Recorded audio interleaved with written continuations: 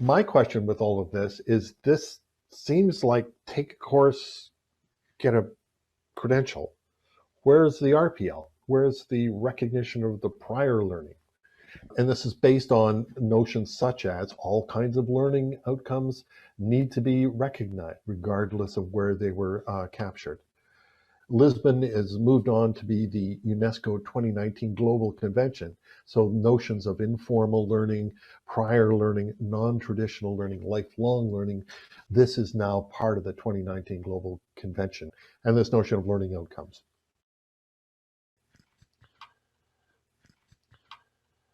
So I'm going to be looking at these themes of adding recognition. So emergent learning, prior learning, credential recognition of credentials or credential transfer, ways of accrediting organizations formally and informally, and then keeping your recognition alive, curating it, and then recognition of that other, just sort of to conclude, and hopefully getting across this notion of a more open system rather than focusing solely on tight rigor and defensibility.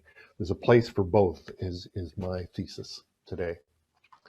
So recognition of new learning, I was mentioning this notion of eCampus Ontario, the digitally fluent faculty member.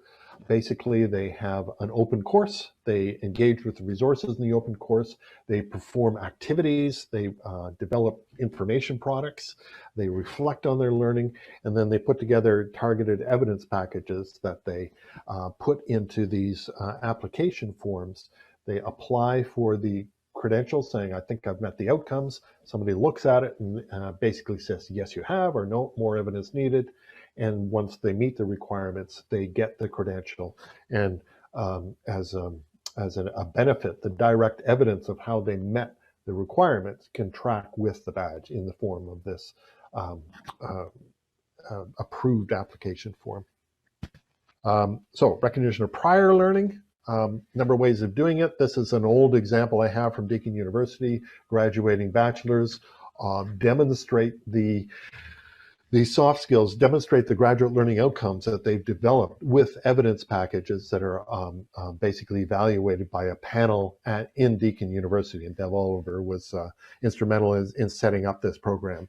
So it's got a lot of credibility because it's based on an evidence package and it's evaluated. Going further at the master's level, Deakin Co now is evaluating skills of recognition of professional practice at the master's level according to the AQF, and they're basically disrupting master's degrees, greatly reducing the time and the cost of getting through a master's degree, because so much of what it is based on the skills you have as a human, human-based skills. Say at the master's level, you'd be a leader in your 30s, for example, in the workplace, and you just have to take a little bit of domain-specific learning delivery to get a master's degree. In the trades, this is a very simple method of basically saying you have your ticket for a master chef, executive chef, culinary educator. Basically, you sign up to be assessed, you pay your money, and you're paying for the assessment. You're not paying for the credential. You're paying to be assessed in the same way that those Deakin RPP credentials work. And that's from City and Guilds. Recognition of credentials. Here in the humanitarian sector, we have War Child that deploys people and trains them before they deploy them. They're recognizing a badge from another organization saying, you need to come up to us with that one, and then you need to take these other 4. So they're developing this. Now, I haven't seen too many examples of micro-credentials going towards academic diplomas or other people's pathways in higher education. That'll be something to watch. I think there might be some built-in disincentives to do that, but it'll be interesting to see over the next year or 2. IBM, I mentioned them before, as a poster child, you can get advanced standing towards some master's degrees at Northeastern University. So the other way you can recognize credentials is through endorsement. This is something we haven't seen a whole lot about across different platforms. CanCred supports this. Open Badge Factory supports it, and it's starting to happen, but it's part of the Open Badge standard, and that is where a different organization can say, this is relevant to us, and here's why we say it's relevant. So Open University collaborated with the Humanitarian Leadership Academy to develop a course, and so Open University came on and said, well, we co-created this, so we endorse it. There was an advisory committee, so UNICEF, Brooke, Humantum were on that advisory committee. They're happy to see the results, so they're endorsing it. War Child, that I've already mentioned, they recognize that as part of their induction pathway. So that's a nice, authentic kind of endorsement that adds value to your credential. Recognition of organizations. So this could be seen as something relatively formal. I'll show you that now. Again, this is in the humanitarian sector. We have humanitarian learning standards and standards for independent assessment of competency that were developed for the humanitarian sector. Pearson Learning was involved with that. And the Humanitarian Leadership Academy has now set up a way of basically organizations develop evidence packages saying we support these standards on these 8 standards. And here's our documentary evidence.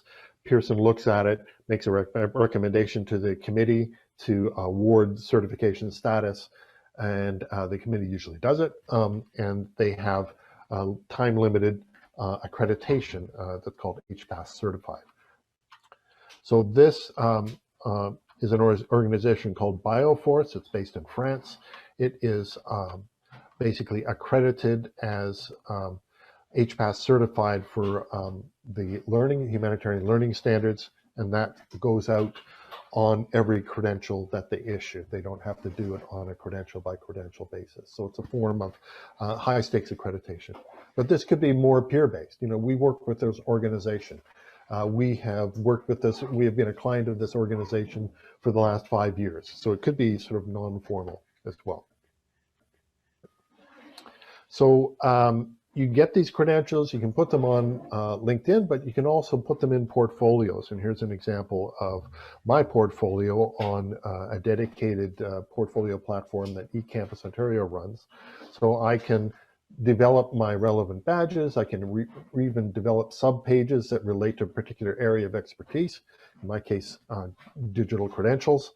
And I can put myself on OpenStreetMap and say, I'm here now, and organizations and institutions that are issuing these credentials can see where these are popping up. This is actually really interesting in the humanitarian sector, because you start seeing these profiles and credentials popping up all over the place around the globe. So recognition of other, it did start with the hippies who were talking about underserved audiences. So getting at youth at risk through their love of sport and helping them develop skills around that, that is a really cool story. And there should be ways of doing this. And that's actually something that UNESCO's Institute for Lifelong Learning, it wants to support that holistic nature of learning, that way of reaching underserved audiences.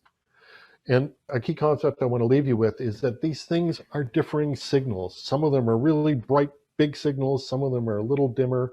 Some of them are clustered in particular areas. Others are in different areas. And it's an evolving picture, just like the night sky passing over your head. And in an ecosystem for recognition, there should be ways of recognizing these things, finding people who have things, saying you're interested in particular things, and finding connections between individuals and organizations who could be employers or institutions based on these connectors.